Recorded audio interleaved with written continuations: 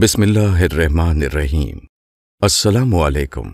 سب سے پہلے ہم یہ کہنا چاہیں گے کہ یہ ویڈیو ہماری ایک چھوٹی سی کاوش ہے۔ اگر آپ کو پسند آئے تو ہمارا چینل ضرور سبسکرائب کریں۔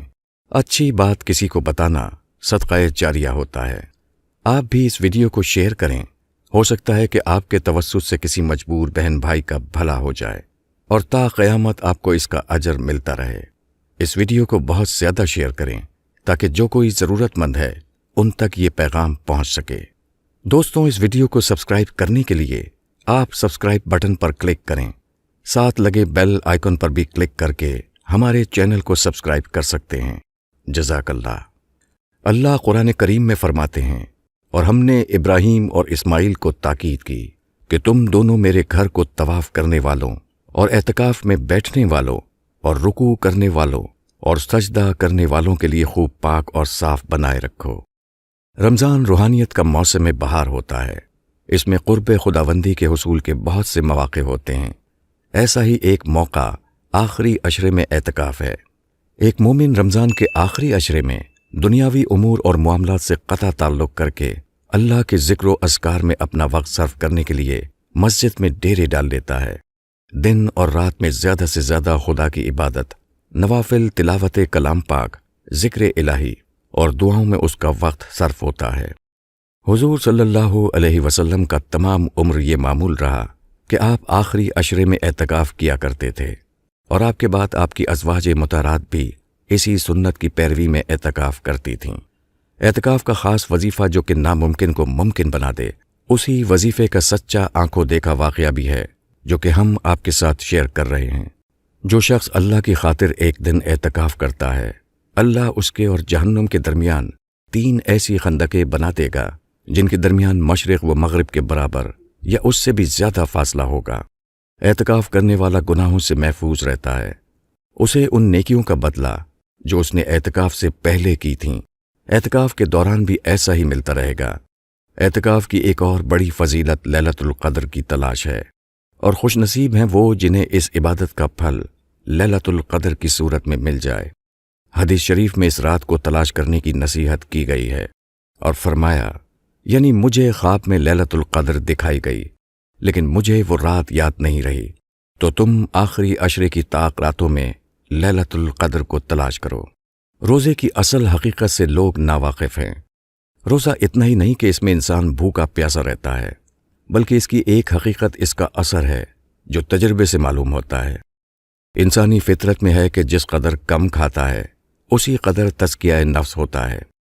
ہمیشہ روزے دار کو مد نظر رکھنا چاہیے کہ اس سے اتنا ہی مطلب نہیں کہ بھوکا رہے، بلکہ اسے چاہیے کہ اللہ کے ذکر میں مصروف رہے۔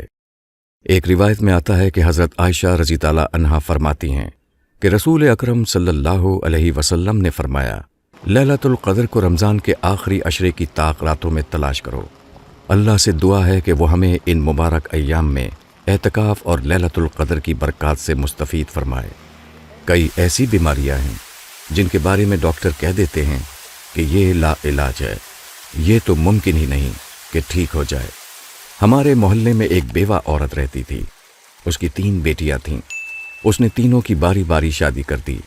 2 بڑی بیٹیوں کو تو اللہ نے اولاد کی نعمتوں سے نواز دیا تھا، لیکن تیسری بیٹی کو 5 سال گزر گئے مگر اولاد نہ ہوئی۔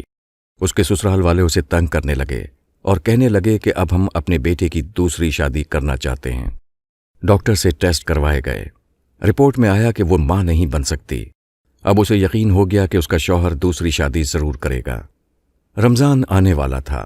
اس کی ماں نے ساس سے درخواست کی کہ اگر اس رمضان میں اس کی بیٹی اس کے گھر آ جائے اور رمضان گزار کر واپس آ جائے گی۔ ساس نے اجازت دے دی۔ وہ اپنی بیٹی کو لے کر آ گئی۔ اس نے سارا رمضان عبادت میں گزارنے کا فیصلہ کیا۔ اس نے اپنی بیٹی کو پہلے ہی ساری ہدایات دے دی تھیں کہ وہ آخری عشرے میں اعتکاف میں بیٹھے۔ 10 دن کے اعتکاف میں وہ وظیفہ کیا اور اپنے اللہ کو منا لیا۔ دوستوں، یہ اعتکاف کی برکت کہ وہ کام ہو گیا جس کو ناممکن کہا گیا تھا۔ اعتکاف سے اٹھنے کے بعد بیٹی کو اس نے سسرال بھیج دیا۔ اسے پورا یقین تھا کہ اس سال اس کی گود ضرور ہری ہوگی۔ بیٹی تو بجھے دل کے ساتھ چلی گئی، مگر ماں کو پورا یقین تھا، اور وہی ہوا۔ اگلا سال رمضان سے پہلے اس کی گود میں بیٹا بیٹھا تھا۔ دوستو، یہ ہے اعتکاف کی وہ برکت کہ وہ کام ہو گیا جس کو ناممکن کہا گیا تھا۔ اللہ کے لیے کچھ بھی ناممکن نہیں۔ آپ بھی اگر اللہ کی رحمت کا جلوہ دیکھنا چاہتے ہیں تو اس سال اعتکاف میں پورے یقین کے ساتھ بیٹھیں، اعتکاف کریں اور آیت کریمہ کا ورد کریں۔ بسم اللہ الرحمن الرحیم۔ لا الہ الا انت سبحانک انی کنت من الظالمین۔ یہ ہے وہ وظیفہ، یہ وہ ورد ہے جو آپ نے کرنا ہے 1.25 لاکھ دفعہ۔ اعتکاف کے ان 10 دنوں میں اپنے اللہ کو راضی کریں اور اپنی دعاؤں کو قبول کروائیں۔ جیسے ہی آپ اعتکاف مکمل کر کے اٹھیں، عید کے بعد ہمیں کمنٹس کر کے ضرور بتائیں کہ آپ کا تجربہ کیسا رہا۔